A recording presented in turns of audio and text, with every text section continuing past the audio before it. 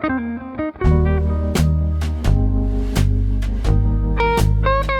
күн, құрметті біздің Темір подкаст жобасының тұрақты көрермендері. Бізде алда үлкен мейрам, әкелер күні. Соған орай ауылымызға танымал жігіттер, әкелер, яғни біз жастар болғасын, жас әкелерді арнайлап сіздерге шақырып отырық. Менің жанымда отырған Айса Ерлан, баршаларыңыз танитындай 24/7 халықпен тығыз жұмыс жасайтын кәсіби қызметі, асабалық, басқа да жеке кәсіптері бар. Баршаңыз білетіндей Ерлан бауырымыз, одан кейін Айболат бауырымыз белгілі кәсіпкер, белсенді жас блогер. Ерлан да блогер, айта кететін осы халықпен екеуі де етене тығыз жұмыс жасайтын әкелер, бауырларымыз. Сол жігіттермен бүгін арнайлап жас бола тұра бас болып осының бәріне қалай үлгеріп жүр, отбасыға қалай көңіл бөліп жүр, сол жөнінде сөз етпекпіз. Енді мен өзім әке болмасам да осылардың әкелік жолдары жұқсын деген мақсатта сұхбаттаспақпыз. Ендеше қош келдіңіздер дейміз. Менше. Сонымен қатар арада біздің әріптесіміз жас әке, өте жас әке, Жандос Қаржабай. Жандос те әріптесім, таныстырудың қажеті жоқ. Бұл да жастар үшін көп қызмет етіп жүрген, атқарып жүрген бауырымыз. Енді бүгін тізгінде екеуміз, жалпы айтқанда. Жандос, сөз кезегі сіздерде. Жалпы өнердегі, өмірдегі әріптесім Нұрбек Сұлтанғали. Бұйырса бұда әке болады. Сентябрьден кейін, 9 айдан кейін. Иә, бұл жерде еркін тақырып. Өзіміз басымыздан өткен әке жайлы қызық оқиғаларымыз болса, және де осы уақытқа дейінгі әкелік опыт дейді ғой.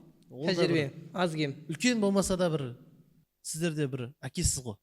Сол туралы қызықты оқиға болса, өздеріңіздің әкелеріңізбен немесе сіздердің балаларыңызбен болған қызықты оқиғаларды бөлісіп отырсақ. Мен бір не бастайын, инсайт бастайын.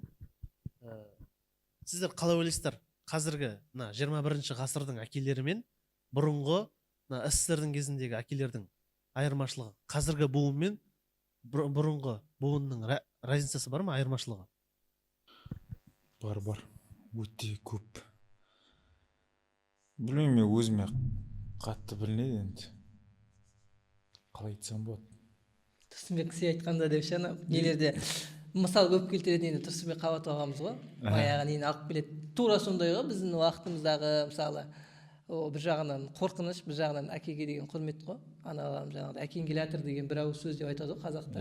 Сонымен былай келгенде папам сен не істеп жатқанын да білмейді дейді да, жұмыстан келеді да. Сол сияқты нәрселер ғой. Жесткость деген көбірек болған сияқты ол кезде. Қаталдық, иә. Қазір енді более еркін ғой балдар. Еркіндікті де әкелер беріп жатыр деп ойлаймын енді. Бірақ білмеймін, менің ойымша сол жақында сондай бір ойға келдім ше. Қандай ойға келді? Дұрыс емес сияқты сол. Слишком еркіндікті де бергенше. Жесткость та болу керек сияқты. Мен соңғы кезде осы қаратын болып жүрмін, балдарды бар ғой. Үйде аяушылық танытпаймын. Аяушылық танытпаймын, андай бүйтіп. Жоқ, мысалы сол уақытта детский травма деген нәрсе болған жоқ. Былай келгенде мен енді қазір мен сол сәттерді еске алсам, мысалы біз Қазауылда білесіңдер ғой, сай ағып жатыр қасында. Мен неге кетіп қалам, суға түсуге кетіп қалам. Әкем соны біліп қалады ғой. Саған су керек па дейді. Ана сайдың ағып жатқан лағай су ғой. Соған батырады ғой мені. Асты қарап алып шық қой. Дамында қалдырмай. Иә, мен саған су керек болса дейді да. Сол қазіргі балдарға олай істесең деген су кезде травма. Жоқ, мен де мысалға сөйтіп сол екінші мостыға суға барып таяқ жегенмін жосқын.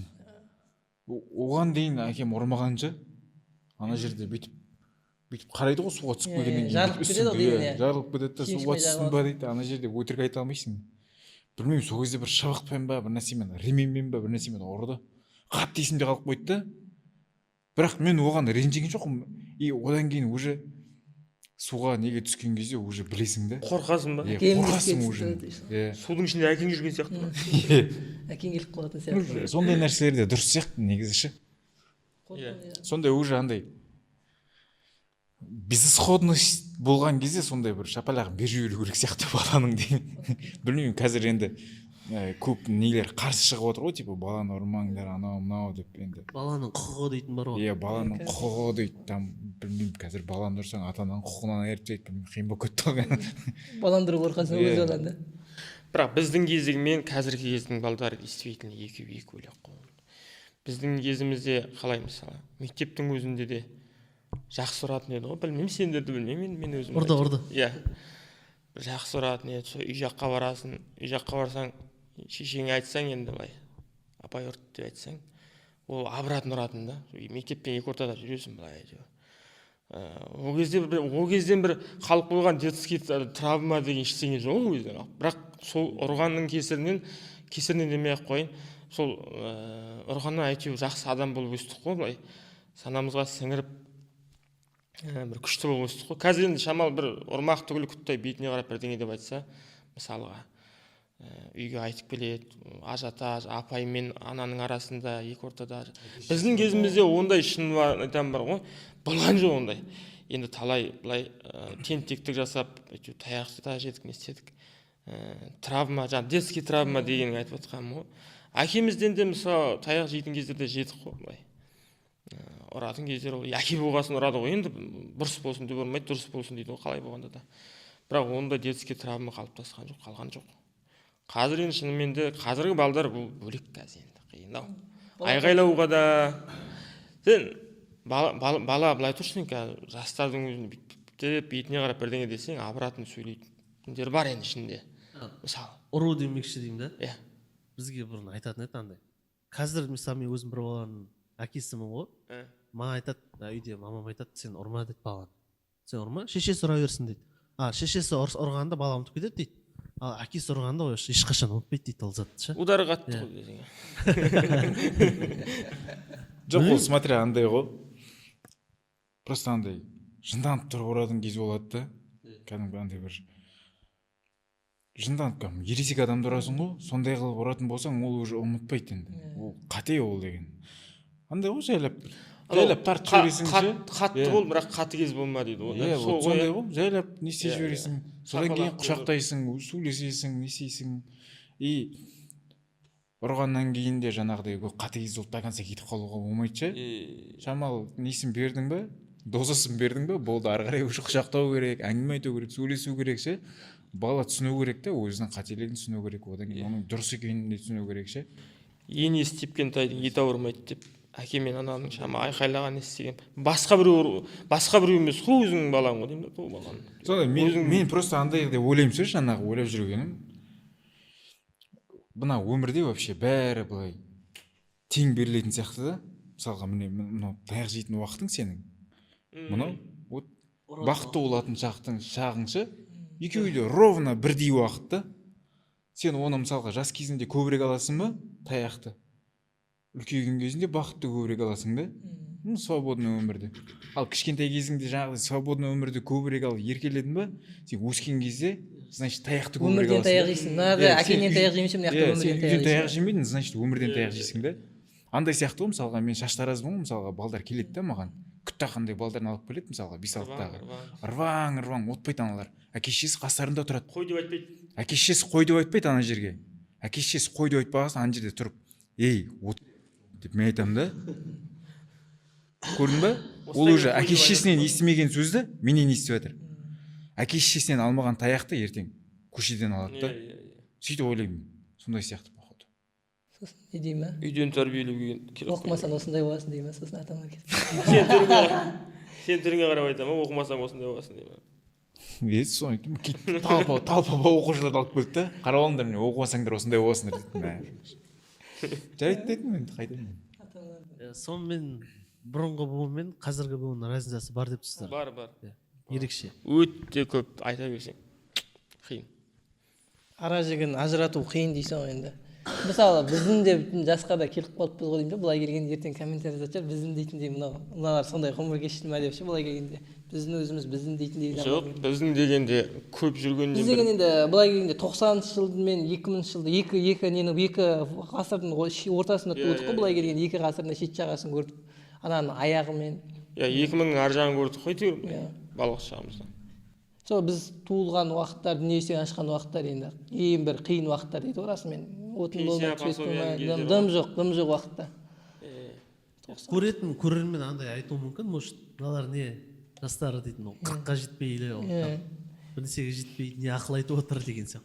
жоқ, бұл ешқандай ақыл емес, бұл просто өзіміздің басымыздан өткен, яғни әкенің қадірі туралы, сол туралы шағын өзіміз бұл жерде былай ғой, шу жетеді екен ол. жас буын болып бөлінеді, орта буын болып бөлінеді, және де кәрі буын болып. Әр буынның өз пікірі бар. Иә, бұл енді жас буыннан алып отырған біздің сіздердің дебат қой, әңгіме бұл.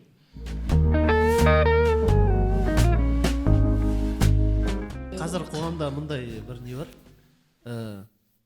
қазір типа анасы баланың тәрбиесін қарап не істеуші, типа үйдің жағдайын, ал әке асыраушы міндет пе дейтін, ортаға бір тақырып тастасам. Міндет қой енді. Иә, тек қана асыраушы міндет дейтін қалыптасып қалған бар. Жоқ, Кейбір әкелер бар андай, мен асыраушымын, мен тек ақша табам, үйге келем, мен жатып демалам, қара баланы там, не істеме, шуламасын, мен ұйықтаймын, шаршап келдім дейтін әкелер де бар бізде қазір. Мен ақша тауып отырмын, сен үйде отырсың, не бір баланы қарай алмайсың ба деген ұғымдар да бар ғой көбісі. Бұл мен өзінің жауапкершілікті өзінен ысыру деп ойлаймын ол. Өйткені баланың тәрбиесімен енді әкенің вниманиесі жетпей, өздерің білетін шығарсыңдар, мысалы әкенің вниманиесі жетпесе ол бөлек те, мысалға әкеңмен бірге жүріп жұмыс жасау, не істеу, мысалға ше, үйде ауладағы шаруаны істеу, бірге істейтін болсаң, ол бөлек нәрсе да, мысалға. Ал сөйтіп әкең келіп жатып алып жағын істейтін болса, типа балаға көңіл бөлмейтін болса, ол білмеймін, меніңше дұрыс емес сияқты. Ол по-любому сен қанша жерден жұмыс жаса, ол по-любому күніне 10 минут болса да уақыт бөлген, сенің күніне качественно бөлген 10 минутың балаға деген ол біраз пайда да. Біздің болашағымыз бала деп алып келеді ғой негізінде. Жаңағыдай айтып отқан нәрсе ғой, мен ақша табамын, сен үйде қал, баланы бақ, анау. Басқасын білмейміз. Біздің өзіміздің өмірімізде мысалға ақшаны да табамыз. Енді үйде ер мен әйелдің орны екі түрлі ғой енді былай. Әйел сәл төмен тұрады деген сияқты. Бірақ балаға келген кезде біз бірдейміз мысалға. Мен кішкентай кезінде мен өзім балам өзім баққан мысалы. Менде жұмыста дымда жоқ болды мысалы. Келіншегім жұмыс істеді ол кезде. Менде дым ешқандай еңбек еткен жоқ ол кезде. Баламды өзім бағып, беске тербетіп, таңертең ұйқысынан тұрғызып, келіншек жұмысқа кетіп қалады. Өзім жаялығын ауыстырып сондай кездер болған. Бірақ мен оған зато сол сәттер мен әйтеуір баламмен өткізген күшті кездерім деп айта аламын да. Қазір мысалы жұмысқа шығып кеттім, балам қасында көп бола алмаймын мысалы. Бірақ кейде ертіп шығамын ғой біздер. Қасымызда шығын кезде жүреді ғой, өзі біледі ғой ел халықтың бәрі. Жүреді әйтеуір қасымызда. Жаңағыдай да баланы сен қара, мен еңбек етемін деген. Негізі ер мен әйелге екеуіне бірдей берілген нәрсе ғой мысалға. Солай жақсы деп ойлаймын да, әйтпесе білмеймін. Еңбек құмырсқа да өзінің нанын тауып келеді ғой мысалы. Надо будет, мен еңбек етіп жатырмын деп жаңа төбесін көкке шығаратын адам болса да, құмырсқа да күнделікті барып өзінің тамағын тауып келеді ғой мысалға. Екінің бірі еңбек етеді, сол сияқты ғой. Балаға сенің тапқан ақшаң емес, сенің вниманиең ғой маңызды. Иә, осы кезде мысалға кішкентай кезінде сен баланың қасында көп жүріп, онымен сырласып, сұхбаттасып, әңгімелеріңді айтып, былай жүрмесең, ертең мысалға өскеннен кейін бала саған айтатын сияқты бетіңе қарап. Уақыты келгенде ше, кезінде маған не айттың деген сияқты. Сен кезінде қандай уақыт өткіздің мен деген сияқты. Сондай бір әңгімелер айтылатын сияқты болашақта. Құдай сақтасын, енді баласының қасында көп жүрмейтін, баласын жұмыстан келгеннен кейін бар ғой, қағып жіберетін, кетші деген сияқты. Баласы еркелеп кетсе, қоғам болғаннан кейін бола береді ғой адам деген. Сондайларға айтатын сияқты негізінде. Жақында бір балалар күні байланысты андай не түсіргенбіз, видеоролик. Бастауыш оқитын балалардан сұхбат алдық. 3-ші, 4-ші класс, 2-ші класстың балалары әр мектепке барып. Сонда арасында мындай бір сұрақ қойдық, қызықты сұрақ ше. Саған типа ақша керек па? Ақша маңыздырақ па или уақыт маңыздырақ па деген сияқты, или внимание маңыздырақ па деген сондай сұрақ қойдық балаларға. Сонда балдар андай. Қазіргі балдар біледі ғой қазір ақшаның құнын, несінші біз оқуға барғанша дейді андай. Ақшаның құнын білмейтін істеп жүрдік қой. Ол балдар андай уақыт керек, әке-шешеме уақыт өткізген ұнайды. Типа сондай деп сондай. Қазіргі балдарда негізі не дейді? Альфа ұрпақ дейді ғой. Ақылды негізі балдар дейді. Сондай уақыт маңыздырақ деп сөйтіп айтып отырады. Уақыт, действительно уақыт маңыздырақ қой. Бұл орайда мен бүйтіп айтып кетейін. Мен мысалы әкем де шешем де болды. Қазір өкінішке орай өмірден өтіп кетті ғой. әке шешесі жоқ балдардың армандағанда қалай? Ол өмірден өткеннен кейін оларда уже андай бір арттағы семьяңа қарап өз-өзің тоқтатасың. Басқа жоғалтатын ештеңе жоқ. Әке шешең жоқ болса жоғалтатын ештеңе жоқ. Андай бір қымбат демей қой, қандай да бір киім кисең де, аяғыңа мысалға дүкеннен барып аяқ киім киіп жатсаң, қымбат аяқ киім. Кезінде мен әке шешеме осылай алып бердім ба екен деп ойлайсың. Мысалы бір жаққа қыдырып шығып бара жатсаң, көліктің алдында барып спокойно бүйтіп кетіп бара жатсаң, мен әке шешем тірі болғанда мысалға, мен де осы жаққа алып келетін едім деген сияқты ойлар болады. Мысалға бір әдемі күшті бала шағыңмен тамақ жеп жатсаң, андай ойлайсың, менің де әке шешем осындай кезде тірі болса ғой, мен күшті қылып осылай отыратын едім ғой деген сияқты. Адамды дейтін андай ойлата береді, ойландыра береді. Сондай ғой. Ол бірақ мысалға біздің әке шешеміз, мен қолында болдым кішкентайымнан. Әке шешемді бақтым, мысалға қарадым. Сол кездерге қарап өз-өзіңді жұбатасың да. Бірге болған сәттер, бала үшін әке шешенің бірге болған сәттер бұл ең маңызды сәттер. Ақша, басқа ол кейін қарай қайтып келеді. Бәрі қайтып келеді. Еңбектенсең болды. Бірақ әке шеше кейін қарай қайтып келмейді мысалға. Сол себепті әрбір әке шешемен баланың өткізген сәттерінің барлығы ол болашақта бір күшті дүние сыйлайды балаға негізінде. Мен кезіндегі сол кездерге қарап өз-өзімді жұбатамын да, мен шүкір әйтеуір әке шешем қасында болдым. Мен мысалға былайша айтайын, мен тойда жүрмін. Менің әкем енді өмірінің соңғы жағында сәл ауырды да, көбінесе үйде жатып қалды да. Андай дос жарандарының тойына бара алмайды, ондай енді мүмкіншілік болған жоқ. Апаратын жерге енді қолымыздан келгенше апардық, бірақ көбінесе үйде болды. Енді мынандай нәрсе, мен жұмыстың барлығын қойып әкем қасында оттым ғой. Әкем қасында оттым. Мен тек қана бір табыс табатын нәрсем бар, ол тойға барып келем, сонымен ғана ақша табам. Барып келген кезде көбінесе әкем күтеді мені. Түнде 12-1-де күтеді. Осы бала келеді, қазір мен келем да шайын берем, әкемнің жаңағыдай әңгіме айтамын. Тойда ананы көрдім, мынаны көрдім. Бір қызық сәттерде қалып қойғанша. Бір күн осылай тойдан келдім. Әкеме айтамын ғой, типа ана құрдасыңды көрдім, сенің тойда сұрап жатыр, жағдайыңды сұрап жатыр. Бір күн осылай тойдан келдім да. Мен оны әкем ол құрдасының өмірден өтіп кеткенін білмеймін мысалға. Келдім, есімде қалып қойған есімдері ғой енді, құрдастарымыз деп айтатын кезде. Тойдан келдім да, шешініп жаңағыдай шайымды қойып әңгімені ұрып отырмын. Бір кезде батяға айтып отырмын, батя, сен ана құрдасың сұрап жатыр, жағдайын сұрап жатыр, тойда жүрген анау мынау. Бүйтіп әкем шай ішіп болды да. Ол өліп қалған жоқ па дейді ғой. Оказывается, өмірден өтіп кеткен екен ғой. Мен енді құрастырып айта беремін да, енді өнемейін тойда әкеңнің танысын көре бермейсің ғой. Былай енді құрастырып айту керек соның бәрін, ана айтып шерін тарқатып ішіндегі шығару керек қой. Сол кезде бір қалып қойған бір естелік сәт та, қызық сәт. Ол өліп қалған жоқ па дейді. Енді шайыма шашалып қақалып орнымнан тұрып кетіп кейін қарай келіп әңгіме жалғастыра бересің ғой. Сондай қызықтар болған да уақытында. Вот сол ғой әкеңмен өткізген уақыт деген ол күшті уақыттарда. Осы. Андай әкелеріңізден алған ең құнды сабақ бар ма? Айуат айтсын, сосын мен айтамын. Ең құнды сабақ. Андай инсайт болып қабылдап алатын ше. Осыны өміріңе пайдасы тиетіндей. Сабақ дегенде білмеймін енді, ондайлар көп қой, бірақ мен ең қатты есімде қалып қойғаны андай не да. Мен андай қара жұмыс жасағанды жақсы көремін өзім. Қара жұмыс жасағанды, бір нәрсе қазғанды, қаққанды, бір нәрселер бұрап, қолдан бір нәрселер істегенде ше. Сондайды жақсы көремін, бірақ аулада кішкентай кезімде енді аулада бір нәрсе істеп өзім шығып кетіп жұмыс жасап отқан кезде әкем всегда айтатын ше, қара жұмысқа үйренбе деп. Қара жұмысқа үйренбе, қара жұмыс істеме деп ше. И мен сол пападан қорқып істемейтінмін үйдің жұмысын ше. Негізі істегім келетін, бірақ істемейтінмін. И мен 9 классқа келгенше, 9 бітіріп кетіп қалдым ғой жаңа военный школа. 9 классқа келгенше түк күрекпен қуыс күректі айыра алмайтын болдым. Балға мен балтаны айыра алмайтын болдым.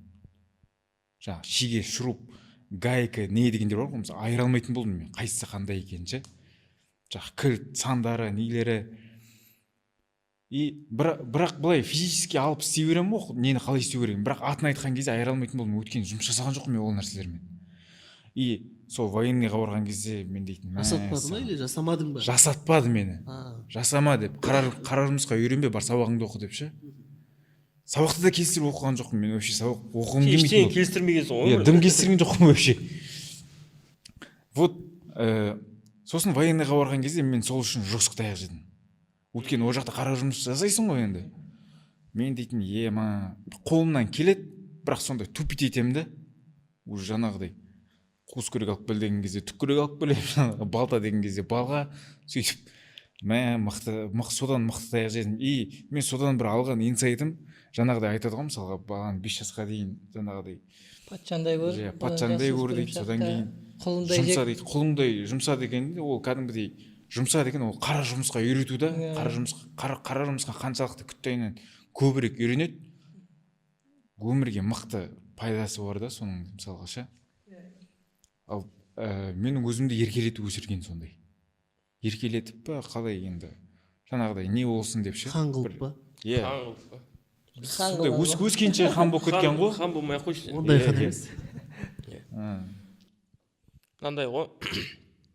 Мен өзім әкеме келетін болсақ, мен әкем сабырлы адам болды андай. Көп нәрсеге жаңағыдай не істей бермейді, әңгіме айтпайды мысалға. Мен даже білмеймін әкемнен қашан таяқ жегенімді білмеймін мысалға. Ұрған сәттегі есімде. Маманікі бар енді. Мама жақсы ұратын бізді бар ғой. Мама күшті тәрбиелейді. Папа енді ондай қатты ұрмайтын.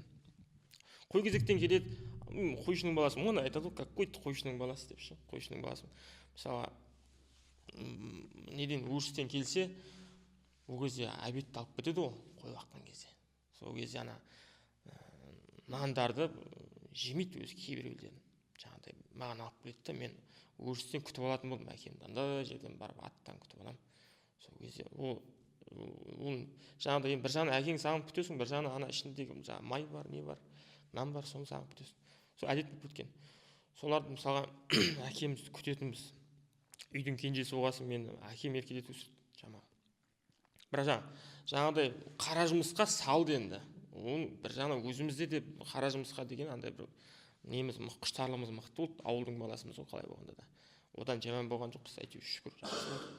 Әкемізден бір қалып қойған инсайт деп айтайық па, бір ақыл деп айтайық па. Ешкімнің ала жібін аттама деді ғой. Сосын өтірік айтпа. Болды, осы екеуі. Осы екеуі менің өмірімнің соңына дейін азық нәрсе де. Аллаға шүкір, Құдай сақтасын, ондай болмай ақ та көрсін. Болып та көрген жоқ. Біреудің ала жібін аттау, біреудің жаңағыдай алдын кесіп өтіп кету деген. Сол кездердегі қазіргі біздің ұялатын жерлеріміз мүмкін сол кездегі әкеміздің айтып қалған сөзіне қалған болуы керек та. Өйткені әкеміз бізге сондай сөздер айтып кетті. Сондай. Нұрбек, қандай инсайт бар? Бізде енді микрофон түсіп кете берді ғой. Біздің әкеміз не істейді? Ауланы тырнайды ғой былай келгенде ше. Басқан келістірмесе де. Содан қалып қойған, ана аулаға балдар келіп бір темекі тартып кетсе де ше. Арттан жинап жүресің да уже. Bir нәрсе үйдің алдына ақтып уже артық бір нәрсе қалып қоймай үйде айқай ғой. Ол да жақсы бір жағынан ше. Уже ауланың тазалығы, аула тазалығы бірінші орында да әке үшін. Үйде өзін таза ұстамаса да деп ше. Ауланы же. Ана бірақ өзін бір қораны сыпыра қойсаң мен көп шықпаймын, көбіне анда-мында жүремін. Әке жоқ та аулада бір тазалай қойсаң көңіл толмайды бір заман жесе. Қалай сыпырсақ та ше. Олардың енді тазалықтары әбден бұрын өздері мынада 5 деген ауылда тұрған, 5-ші нефті ұрлаушы деп айтады. Мен мұнай шығарған ғой шуардың қасында. Байғанинге баратқан жолда. Ол ауылда тазалық бірінші орында болған, ауылдың сыртынан қоршалып тұрады. Ауылға мал кіргізбейді. Ауланы жұмысшылар мұнайды бос уақытында ауылды сыпыра беретін болған ғой да. Ауылда артық ішеме содан қалып қойған оларда. Темірдей тәртіп, тазалық жаңағыдай. Одан қалды. Күттайымыздан әкеміз енді оппозициялық көзқараста болды ше. Жасыратыны жоқ. Мысалы, қазір Өзбекәлі Жәнібек деген жазушылар бар ғой. Өзбекәлі Жәнібек деген кім? Санжар Керімбай ағамыздың кітабы шықты. Сол кісілерді бала күнде айтатын ғой, мен сол кітабы шыққан кезге дейін көп іздемегенбіз, зерттеген кітабы шыққан кезде мен папа айтып жүруші еді деп ше. Сол уақыттан сондай күшті адамдарды миға сіңіре берген бірыңғай. Сол жағынан да жақсы да, бір жағынан ашық ойлы, еркін ойлы. Күнде темір жолда істейді депода, машинист болып. 2 күннің бірінде айқай шумен жұмыстан шығып келіп деп отырады.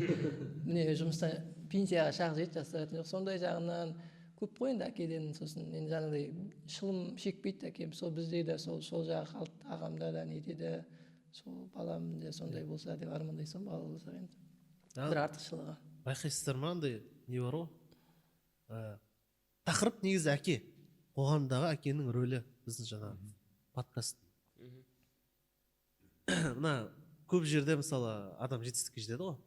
Типа әке-шешем арқасы дейді, бірақ андай мамалары ескеріледі де, аналары мысалға бір мысал ретінде ана Сметов, Илья Сметов жаңа өзінің анасын не істеп алып шығады. Сосын бір есе болады да андай ладно, қай бір жетістікке жетеді, сосын аудан әкіміне марапат алады. Осындай баланы тәрбиелеген анасы сізге рахмет деген сияқты. Ана жағы көп орын алып кетеді да. Ал әке қоғамда сол баланың өміріне не үшін андай бір қатты еленбейді деп ойлайсыздар? Жалпы қоғам андай қылып тастады ғой. Әйелдің құнын биік қылып тастады ғой, ер адам жасыратын жоқ. Әйел теңсіздігі дейді, ол да дұрыс шығар мүмкін жаңа жерде, бірақ аналар форумы, аналар бір нәрсесі деген нәрселер көп қой. Мен соларды өз басым құптамаймын. Жаңағы айтқан әкелер көлеңкеде қалып қойып жатыр, жасыратын жоқ. Қазір сосын коуч шықты. Әйелді мықты енді тең дәрежеде болу керек деп ойлаймын. Жасыратын жоқ, көлеңкеде қалып қойып жатқан сияқты әкелеріміз бәрімізде де, білмеймін. Меніңше наоборот тең емес, наоборот әйелдің несі жоғары болып жоғары. Жоқ, әлі жоғары болып кетті. Қазір әйел жоғары болып кетті. Жоқ, қазір жоғары болып кеткен жоқ, жоғары қылғысы келіп жатыр, қазір төмен тұр. Негізі жоғары болу керек әйелдің құқығы. Меніңше қазір ер адамдар үшін білмеймін, жоғары болу керек сияқты. Ер адам қазір қай жерде қадірлей білу керек та. Әйел адам сөйлейді ғой. Жоқ, әйел адам сөйлейді, не үшін сөйлейді? Өйткені ер адамдар сөйлемейді қазір. Ер адамдар не істеп бара жатқан сияқты. Ұсақталып бара жатыр, мықты. Ер адамдар әйел адамдар бетауқа билеп кетті ғой, тұрмыс билеп кетті ғой, неден жасын. Қазір ер адамдар білмеймін. Мен көңілім толмайды қазір ер адамдарға. Наоборот, әйел адамдар мықты неге шығып кетті қазірше. Ер адамдар тармай істетіп жүрген үшін әйел адамдар шығып отыр. Андай ғой. Мысалы бәрі деп айтпаймын, бірақ көбісі ер адамдар мықты ұсақталып кетті. Андай әйеліне қарап үйінде жататындар, мысалға әйелінің зарплатасына қарап жататындар жетейді ондайларша мысалға. Сосын жаңағыдай нелер бар. Сен қолыңнан келеді, мысалға істей аласың ғой, қолыңнан келеді істей аласың, бірақ жұмыс жасамайды жата береді мысалға ше. Андай от безысходности уже кәдімгідей амалы жоқтан жататындар бар, и ама бола тұра істемейтін адамдар бар да. Сондайлар көп болып кеткен қазір деген. Білмеймін енді қоғамда сен әйеліңді, қызыңды вообще любой әйел адамды, мысалы сен әйелің бар, қызың бар, әжең, анаң бәрін сен кәдімгідей аялап алақаныңды ұстап жүру керексің ғой. Сама собой ғой жалпы. Сен оны көтеріп жүру керексің ғой. Аулар наоборот қазір өздерінің ерлерін көтеріп жүр да, көп әйелдер ше. Ондай дұрыс қой былай. Андай не сияқты мен айтқым келіп тұрғаны 8 мартта андай заведение бәрі бос болмайды да, 7 март күні май күні дым не болмайды деген сияқты. Ер адамға жалпы пафос керек емес қой. Бізге де внимание керек негізі. Ер адам не үшін жұмыс жасайды? Мысалға осы жерде каждыйыңды алайын. Не үшін жұмыс жасайды? Ер адам әйел адамдар үшін жұмыс жасайды. Өзінің анасы үшін, өзінің әйелі үшін, өзінің отбасы үшін, өзінің жаңағы қызы үшін жұмыс жасайды да. Өзінің жаңағы ұрпағың үшін. Ал ер адам, мына әлемде тек қана ер адамдар болса, пофиг, мына пафос, камера, ештеңе керек емес. Далада, лашықта әркім өзіне андай шатыр салып алып жүре береді. Балық аулап. Бұл пафос, бұның бәрі ештеңе керек емес ше, қызық емес ештеңе. Бәрі сол әйел адамдар үшін бәсекелестікті тудыратын әйел адамдар. Вот айтады ғой мысалға, ер адам көбірек ақша тапса, типа, вот үйіме дейді да, үйіне не істейді, әйел адам көбірек ақша тапса, ер адам маған не үшін керек деп айтады дейді. Сондай сияқты ғой. Ер адамға ондай пафос ештеңе керек емес, ол бәрі отбасы үшін не үшін істейді да.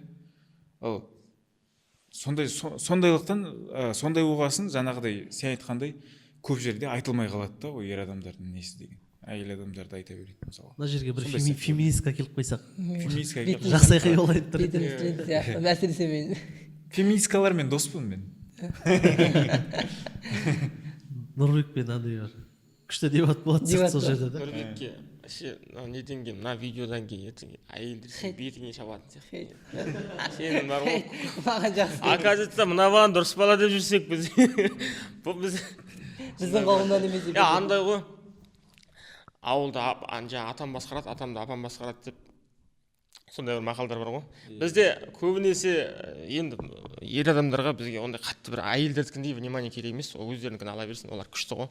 Олар солай жоғары көтеру керек. Өйткені неге әйел деген өзінің жаңа туып өскен бауырларынан ажырап келіп, басқаның семьясына келіп, сол елде қызмет қылады. Әйелге қандай құрмет болса да жарасады, мысалға, былайша айтқан кезде. Қандай құрмет десек те, өйткені олар нәзік жандылар ғой. Біздер енді ер адамдарға ондай бір қатты бір внимание керек емес. Осындай арасында айтып подкастқа шақырып шамалы бүйтіп нетіп қойсаңдар болады ғой. Иә, ондай бір қатты құрметтің қажет емес. Сосын жаңағыдай ғой, Айболат айтып кеткендей, неге көп жерлерде әйел адамдар сөйлеп кетті? Өйткені ер адамдар сөйлей алмай жатыр да, ондай.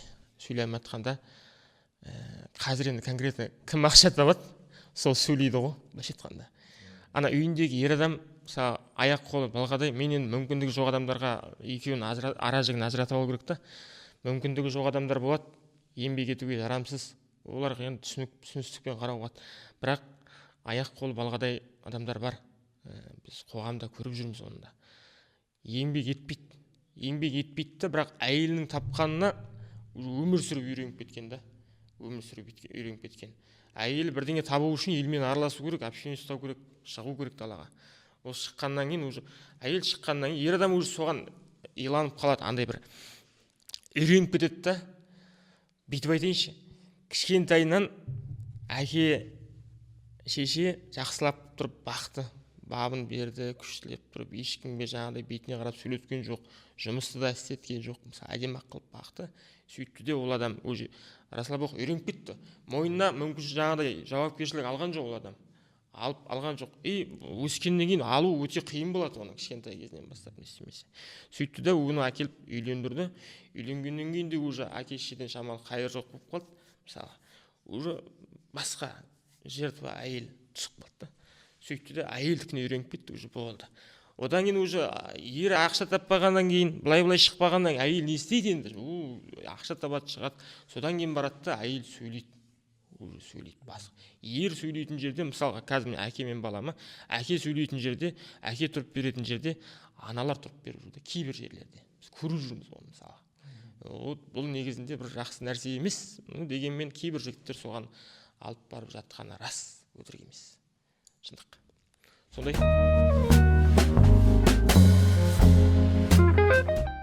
Ана мен балам әлі сөйлемейді. Сіздерден сұрайыншы. Әке дейтін сөз, бір ауыз сөз, ең бірінші алғаш рет естулерің қалай? Эмоция. Менің қызым да ұлым да ең бірінші әке деп айтты, мама деп емес. Мама деп емес, әке деп айттың ба? Өйткені мен қандай ощущение болдың? Эмоция сол уақытта. Жылақ болдым ғой мен походу. Мен көп жылаймын, мен өзім сентиментальный адаммын. Балдарға көп көңіл бөлемін да, мен жұмыстан келемін да, мысалға алттан кейін мен өзім жұмысым бітеді, сразу мен үйге барамын да, балдардың қасына, балдармен ойнаймын, не істеймін ше. Көп көңіл бөлемін. Ана бала туралы мен андай кітаптар оқып жағамын ше біраз. Үйленбей тұрып та мен үйленбей тұрып әйелімді танымай тұрып мен қызымның аты кім болады, бірінші балдарым қандай болады, жаңағы бірінші жазып қойғам, алдында бір блокноттан тауып алдым ше. Вот осындай, мен бірінші қызым осындай, Тамирис деген қызым болады, тентек қыз болады, осындай деп бәрін жазып қойғам ғой, как положено. Дәл сондай болып тұр да. Бәріміз көреміз ғой сторисінде. Сол білмеймін, көбірек көңіл бөлемін, не істеймін. Шешесі қарайды енді неге балаға, бірақ ол андай емес та, кәдімгі мама ретінде қарайды да ол. Андай базовый нәрселерін істейді, базовый потребностьтерін жасайды. Бірақ тамақ істеу, үй жинау дегендер. Ал бірақ ойынға неге келетін болған кезде оның фантазиясы жоқ ондай нәрсеге. Ол ойнай алмайды баламен. Просто отырады да, ойыншықтан жасады да, не істейді. Ал біздің үйде баланың каждый ойыншығы ол мен ойнайтын ойыншық. Маған қызық ойыншық. Мен дүкенге барып ойыншық алған кезде мысалы балама бір нәрсе қызық болып тұра ма, иә примерно сондай қыламын да өзім ойнайтын ойыншықты аламын. Өзім ойнайтын кілең лего конструкторлер, жаңағы киндердің ойыншықтары, андай магнит ойыншықтар кілең ше, сондайлармен барып өзім ойнаймын кәдімгідей. Сен баламен өзің ойнап отырған кезде ол басқаша чувство ана балаға мысалға. Ол развитиясына да несіне де. иә былай көріп тұрамыз ғой, Айболат та блогер, сізді жаңа статусты әдемі жүргізіп қоясыз. Нұрбекте иә балдарыңызға көңіл бөлмейді емес, бөліп жатасыздар, айтып не істеп жазып жатады, балама көңіл бөліп қалаға барып қайтайын деп братан да кетіп жатады.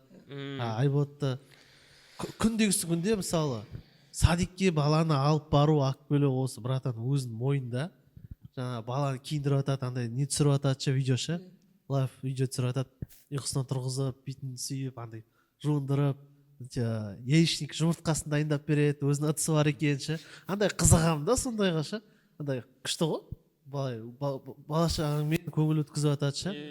Қазір бар ғой адамдар дейтін, жұмыстан келеді, тамақ шайын ішеді да балдармен бірге өзінің құрдастарымен шығып кетеді, там көшеде жүреді ше. Бұл кісілер өйтіп отқан жоқ сияқты, отбасына көңілін бөліп жатыр да.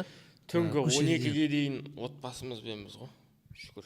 12-ден кейін 12-ден кейін звондайды енді балдар, бірде екіде звондайды, тұрып аласында бәріне көңіл бөлісіп айтты, шүкір, балаға да бала шаға внимание салып жатқан ешкім жоқ, айтты, келіншекке де бәріне де айтты, жақсы көңіл. Мұндай не бар ғой, қазіргі телефон дейтін андай бір не бар ғой, білесіз бе? Мына балдар телефон кесірі қазір деп, бұрын бізді дейтін үйге кіргізе алмайтын еді ғой, қазір үйден шығара алмайды ғой. Сол қазіргі әкенің, ананың тәрбиесіне телефонның маңызы қалай ойлайсыңдар? Қоғамдағы бір ауыр дерт қой осы. Телефон ба? Мықты ауыр дерт телефон емес, ауыр дерт әке-шеше болып тұр бұл жерде. Мысалға біз мынандай ғой, менің ең бірінші қызым дүниеге келген кезде енді әкеге қыз жақын ғой, жатып аласың да анаумен әңгіме айтасың, анау төртте деппін ғой, 4 айлық бір 3 айлық кішкентай бөпе ғой, ал сен онымен жатып аласың да әңгіме айтасың да, әңгіме айтасың, ой жұмыстан келіп иіскейсің, сөйлесесің, көтересің, бүкіл нәрсені істейсің, анаумен дейтін бір какой-то бір жарты сағаттың ішінде біраз нәрсені істейсің да, и соның бәрін бала сіңіреді да. Ал ер бала одан кейін мысалға туылған екінші бала оған мықты қатты көңіл бөлінбей қалды да. Ол чисто мамасының баласы, жаңағы үйге келем, тоже әлі күнге дейін қызыммен ойнаймын, баламен шамалы ғана ойнаймын да. И андай болып кеткен уже, шамалы кішкентай жылай ма, телефон бере саласың. Кішкентай бір нәрсе, біз тамақ ішіп кезде мешейт беріп жатыр ма, телефон бере саласың. Түсіндірмейсің да, неге деп, или жаңағыдай, хотя даже сен хотя бы айқайлап айт, но сен айт да, сен телефон бере салмайсың. А біз сөйтіп телефон бере саламыз, ода мәміле жоқ адамда. Сосын мен олым уже кішкентай, қазір уже бұйырса 3-ке толады жазда.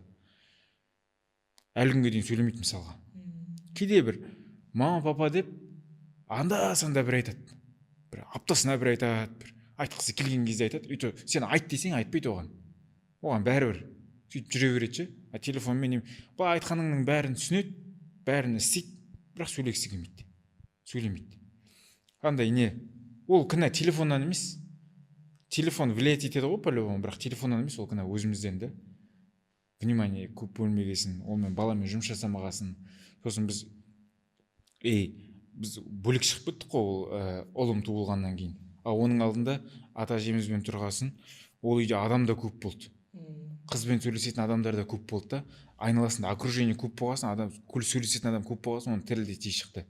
Қазір сөйлесетін адам жоқ. Үйде тек қана әйелім, мен, қызым болды.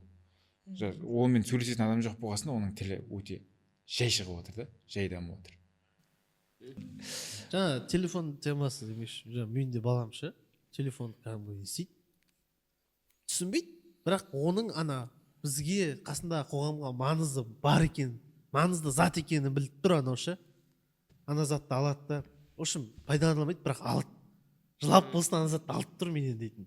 Бірақ оны шұқи алмайды, істей алмайды, қосып бер, не істей бер демейді, просто тупо ұстайды, сосын алло деп істей алады да, қазір 1 жастар бала ғой, алло деп істей алады. Ойлаймын да, мынау кәдімгі осы жастан біліп тұр ғой телефонның кәдімгі керек зат екенін ше. Ол не үшін ол бүйтіп істейді деген сияқты ғой. өйткені постоянно әкесін де шешесін де бәрін сол телефонмен көреді ғой. Шынымен, бірақ біз андай жылап жатса бүйтіп бере салатын болған ғой көп жерде. Планшет беріп тұрса андай сатып алып береді 4-5 жасар балаға. Жоқ, андай ғой, главный баланың сөйлеп кетуі да. Бірақ оның да пайдасы бар деп ойламайсың ба? Жоқ, пайдасы бар. Вот андай не, мысалға сөйлеп кету главный балаға ше. Сөйлеп кеткеннен кейін өзі ойлап үйренгеннен кейін уже болады, қарай берсе де, енді в меру, енді прям до конца емес та, қарай берсе болады уже ары қарай ше. Ал басында сөйлемей тұрып ол уже қиындау да. Мен қазір енді чисто баламмен жұмыс жасап отырмын да, ұлыммен ше. Күнде келем, чисто сонымен ойнаймын, естеймін, эксперимент. Жаңағыдай. А так екеуінде де телефон бар. Телефон бар дегенде, әйелімнен қалған телефондар ғой, ол 2-3 жыл сайын телефонын ауыстырады. И телефон қарайтын уақыттар бар, содан кейін ойнайтын уақытымыз бар. Ойнаймыз, кәдімгідей жаңағы секіртем, билеймін, сөйлесем, қызыма өткізесің сен ба? Қызыма қалай уақыт бөлдім, солай бөліп отырмын. Әйелім бәлсаға жатқызғысы келіп жүр просто.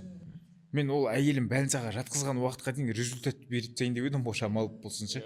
Бәлсаға дайын болып баратын қылып ше. Қызық айтайын ба, біздің ағаның үйінде балапан арнасы сөнбейді, 24-те жеті отырып тұрады. Кеше ағам балдар келеді ғой, үйге келеді да, көке маған ютубтан үйде жалғыз қалғанда қосып берші дейді. Үйде жалғыз қалғанда несі деген ғой, мен қатып жүр ғой, үйде жалғыз қалғанда деген не десем, один дома екен ғой. Үйде жалғыз қалғанда қосып берші дейді да. Мен тупить етіп жүрмін, ол не бәле терем, ол не шықпайды дейді. Олардан қазақша аудармалар өтіп салған, бірыңғай балапан қазақша қалыпты балапан арнасының бір жақсы жері сол деп ойлаймын. Маша мені аю дейді ғой, мен.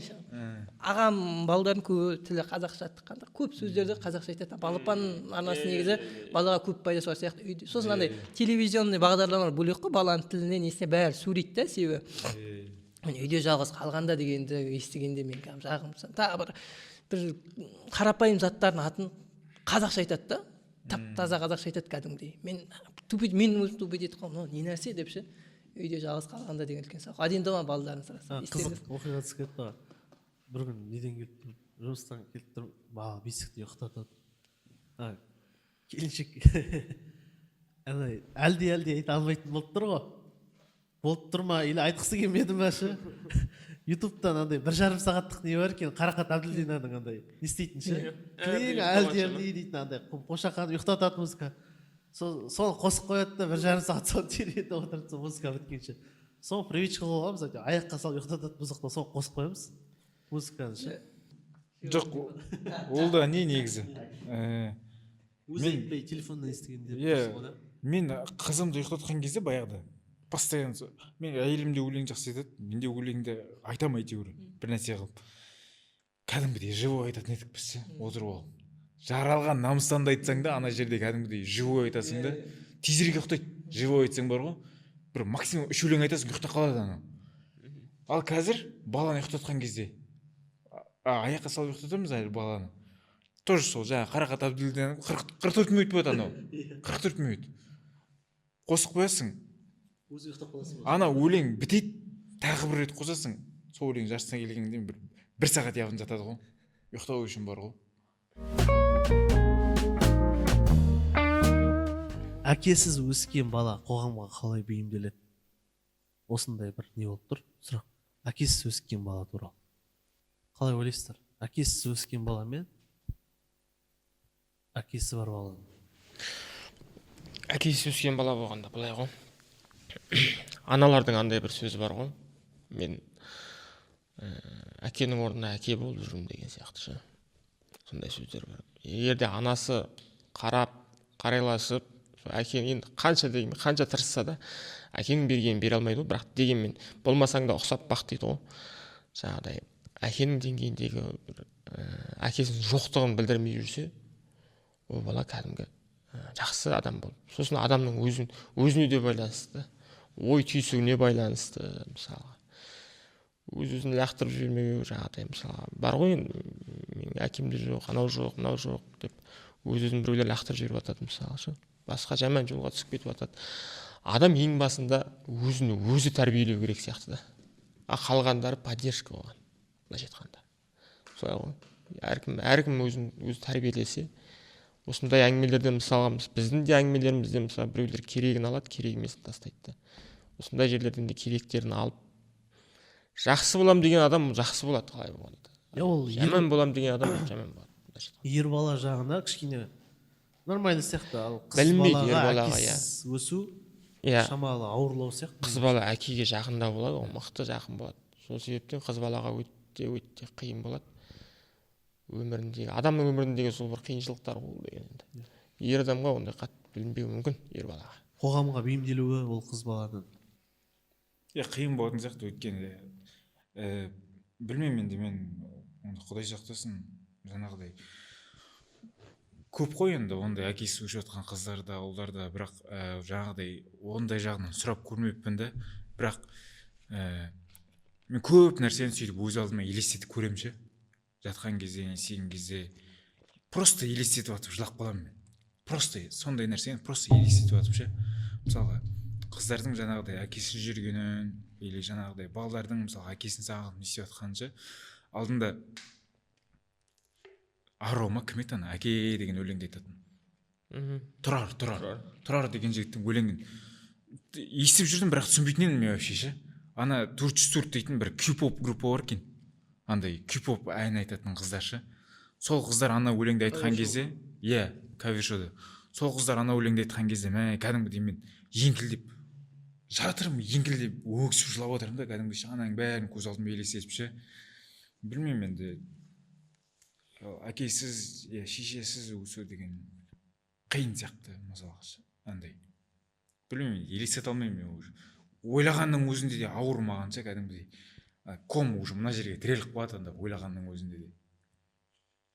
Жалпы сұрайтын, бұл енді мына жерде жас әкелер болып жиналып отырсыңдар ғой, мына жерде үшеуіңіз. Өздеріңізге қатысты ең басында вот әке атанам деген чувство болған кезде, мысалы, даже чувство болған кезде емес, жалпы вот міне енді мен әке атанам деп өздеріңді қалай дайындадыңдар? Әке болуға дайындалдыңдар ма жалпы? Или по ходу дела кетіп қалды ма деген сияқты, өздеріңіздің тәжірибелеріңіз қалай болды? Ең бірінші вот әке атанайын деп жатсыңдар, енді атанайын деп жатқанда өздеріңізді қалай дайындадыңдар? Өздеріңіз не дайындадыңыздар? Қалай навыктар бірдеме оқыдыңыздар ма деген сияқты? Сол тәжірибе бойынша өздеріңіздің қалай болды ең басында? Мен өзім енді қатты дайындалдым. Даже айтып тұрмын ғой, жаңағыдай әйелімді танымай тұрып, мен уже қалай тәрбиелеймін, не істеймін, примерно ойладым да. Сосын уже үйленгеннен кейін де, әйелім босанған кезде де андай бір шок, не болған жоқ. Мен как будто бір дайын адам сияқты болдым да соған ше. Кім обычный өмірде жүргенде жүре бердім. Бір қызық болғаны, әйелім жібереді, туғаннан кейін баланы қызым суретін жібереді ғой. Мен қараймын да фотоны, ебамнан түр жаманақ қой деймін ғой. Жаманақ кәдімгідей. Туған кезде сондай болады екен ғой, ана балдар ісік біртүрлі анау дейтін түрі ше. Мен түр жаманақ қой деймін. Содан кейін 2-3 күннен кейін үйге алып келген кезде көрдім ғой, анау дейтін кәдімгі. Именно ойлайтын едім андай. Мысалға, адамда махаббат дегенде бір сондай бір кішкентай нәрсе да, соның бір бөлігін ашып, ана балаңды сен соның ішіне кіргізіп алу керексің, ол сия ма деп ойлайсың да, сондай бір чувство болды, қалай болады екен деп. Анау келген кезде бір отдельный бір чувство мына жақтан шығады екен ғой ше. Білмейсің сен бірақ жүрегіңнің ішінде бір отдельный чувство шығады екен кәдімгідей балаға деген ше. Сен ананы қалай жүрегіме сыйғызамын деп жүресің, ол отдельно оған арналған орын бар да, анау дейтін енді бөлек балаға чувство деген. Мен вообще дайындалған жоқ. Мен бар ғой. Сен дайындалдың ғой, Шок болдың ба? Мен вообще дайындалған жоқ. Әйел екіқабат екен білем, шүкір өзі бар, ұл екен білем. Мен өзімде не бар, сонымен өсіріп жатыр. Вообще дайындалып, кітаптар оқып, кітап, ондай кітап бар екенін де білмеймін, шынымды айтайын, әкеме. Оқыдым сондай кітап. Мен вообще оқыған жоқ. Мен әйтеуір көзі бақырайып біреу келді, шүкір. Жатыр айтты, больница Ақтөбеде босанды. Үйге келді. Үйге келгенде мен андай асығыс біреу болатын болсам, мен мысалға келіншегім мен вақытта кетіп бара жатқан кезде босанды еще. Мен ол баламды 15 күннен кейін барып көрдім мысалы. Мықты дайындалған әке болса сол бойда желпілдеп жетіп келеді ғой мысалы. Мен шүкір әйтеуір келіншекке звондап басың аман болса болды, әйтеуір шүкір бала да аман болса болды. Құдай қаласа көреміз ғой деп келіншегім мен роддомнан шығатын кезде мен бауырларым келіншектің тумалары барып шығарып алды да. Мен вақытта жатырмын вообще. Келіншек әйтеуір шүкір ол да жақсы адам. Келмедің деп те ренжімейді. Әйтеуір өзі босанып 15 күннен кейін барып баламды қолыма алдым. Алған кезде сенің сезімің басқа болады ғой. Деп тіпә деп күшті бір өлең шығарғаным бар, ұмытып қалып тұрмын. Сол кезде балам одан кейін енді бір әке болуға да бір қатты дайындалып, білмеймін, өмірде не алдым, қандай қиыншылық көрдім мысалға, соның бәрін саралап жүрмін ғой примерно. Мен баламды барып бүйтіп еміреніп те бір қатты бір не істей бермеймін екен, андай ше, аймалай бермеймін ше баламды. Өйткені қатты бүйтіп аймалай берсең балаңды, бала нәзік болып өседі. Ертеңгі күні сырттан сынақ келген кезде балаң қисайып қалады да. Мен баламды ондай қатты еркелетіп, енді әкесің ғой, жаман нәрседен қорғайсың, апаратын жеріне апарасың, әкеліп нелерін бересің ғой, ойнайтасың, бүйтесің сөйтесің. Бірақ енді қатты бір еміреніп, мен балам ондайды өзім жақтыртпаймын да, шешесі еркелете берсін, ол шешеге жарасады нәзіктік қой. Бірақ әкесі барып ондайды білмеймін, ондай өз басым. Осындай әкем мен енді. Бізге тәрбиелеуге де шанс жоқ сияқты. Ата әже бар ғой. Ата әже бар ғой. Иә, ата әже бар. Бізде дейтін қасына алып жатпаймыз ғой біз дейтін. Сол, иә. Ата әжесінің қасында жүреді. Тәрбиелеу дегенде де главное өзіңнің примерің ғой. Тәрбиелеу дегенде бір баланы тәрбиелеу деген ешқандай бір қандай кітап оқысаң да не істесең де оның ешқандай не жоқ. Әркімнің жолы әртүрлі. Мысалға бір тәрбиелеудегі бағыт жоқ та. Мысалға баланы қалай тәрбиеле деп те мысалға сен айта алмайсың да. Мысалға оның баласы бөлек, оның адамы бөлек, әкесі бөлек. Мысалға сен өзіңнің примеріңмен тәрбие деген ол пример сияқты. Сен өзіңнің примерің, сен өзің әке шешеңе қалай қарым-қатынас жасайсың, өзіңнің әйеліңе қарым-қатынас қалай жасайсың, балдарға деген қарым-қатынасың, өмірге деген жалпы көзқарасың, соның бәрі тәрбие болады сияқты балаға. Өзің дұрыс болсаң, балаң да дұрыс болады деген сияқты. Бірінші балам дүниеге келгенде.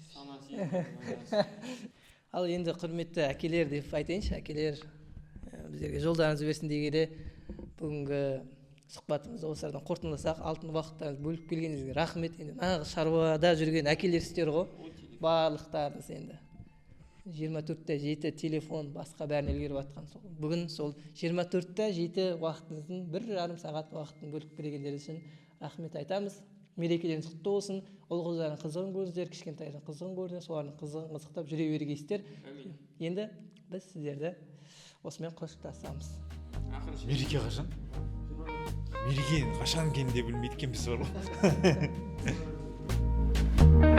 ғой.